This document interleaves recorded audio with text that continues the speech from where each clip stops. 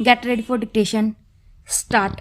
It has been observed by planners and demographers that beyond an optimum level of urbanization, the rate of depletion of the surrounding hinterland becomes faster, eventually causing decay in urbanization and urban poverty.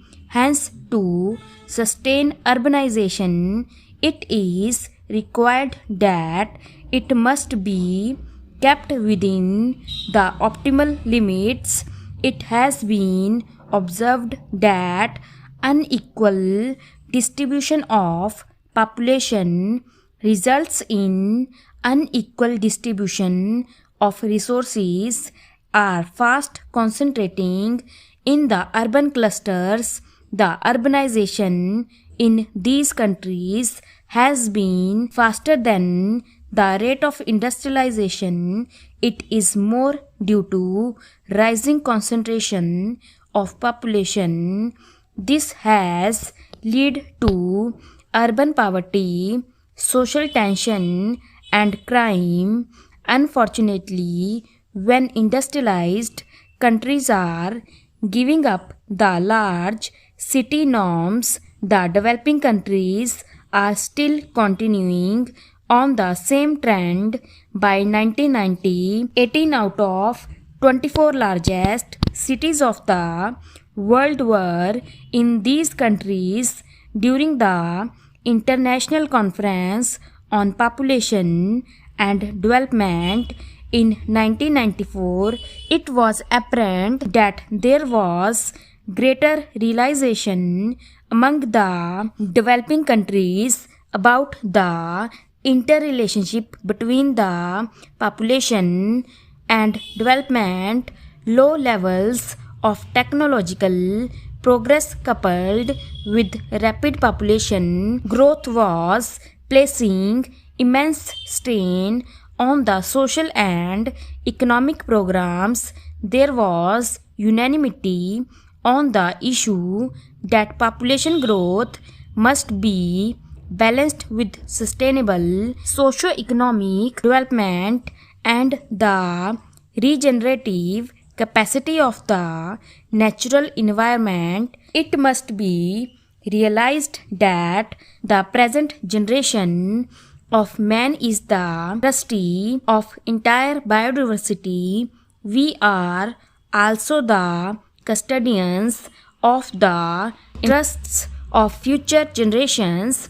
Our teeming numbers can grow only at the cost of delicate balance in nature. A further increase in our numbers will encroach greatly upon the chances of our future generations. It is observed that persistent widespread poverty and serious social inequalities influence population growth and its distribution. Therefore, it is sought that the population should be integrated as a major issue in the developing strategies and planning at all levels. All our calculations and policy initiatives will go haywire if we fail to integrate population issue in the broader development strategy. There is now a distinctive rise in social awareness on population issues. Majority of countries have formulated their respective comprehensive population policies, and population has become an issue high on their national agenda. In our campaign against the numbers, our focus has been to control the birth rate and linkage to small family. We emphasize linkage between small family norms and greater opportunities for human resources development beyond economic logic and policy. the problem has its sociological dimensions as well. We will have to focus on the major sociological factors that can influence the population issue. Social attitudes toward women is one such factor. Traditionally, women are deprived of a role in decision making at all levels, from family to the highest policy making fora. This attitude has to be changed. The need to give women decision making rights was recognized by the ICPD in 1994. Further, in Beijing at 4th World Women Conference, the need for overall empowerment of women was demanded.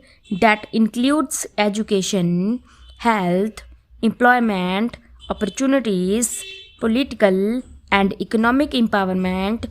All these areas have remained relegated to background for centuries. We have charged our family planning programs to more comprehensive family welfare programs on similar lines. I think more focused approach to women's empowerment is also required to supplement our policy initiatives in population stabilization. Achieving equality between men and women is an accepted global norm, and such a commitment by itself is a hallmark for a democratic civilized society.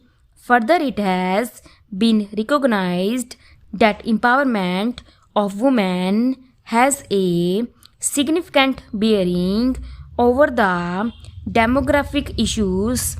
At ICPD, it has been recognized that population and development programs are most effective when steps have simultaneously been taken to improve the status of women among the developing countries, where a substantial part of the economy is in unorganized sector. Much of inputs and outputs of the workforce of women remain unrecognized. Women control most of the non-monetary economy like subsistence, agriculture, domestic labor, and bearing and raising the children. They also play significant part in money economy like household industries, informal sector, wage labor, etc. In spite of their contributions, the index of human development like education, health, employment, and life expectancy remain low in case of women. Ignoring the needs of women has resulted in uncontrolled population growth, high infant and child mortality rates, weak micro and macro level economy, and overall deterioration in the human development index and social development. Though they remain the basic cohesive force in the family and are the custodian of values in a traditional social milieu, women have few choice in life outside the marriage and bearing a rearing of children. We cannot afford to exclude them from having equal opportunities as men in their life. They not only constitute about half of population but also influence the future generations. More significantly, investment in women should be seen In this light, it will mean better life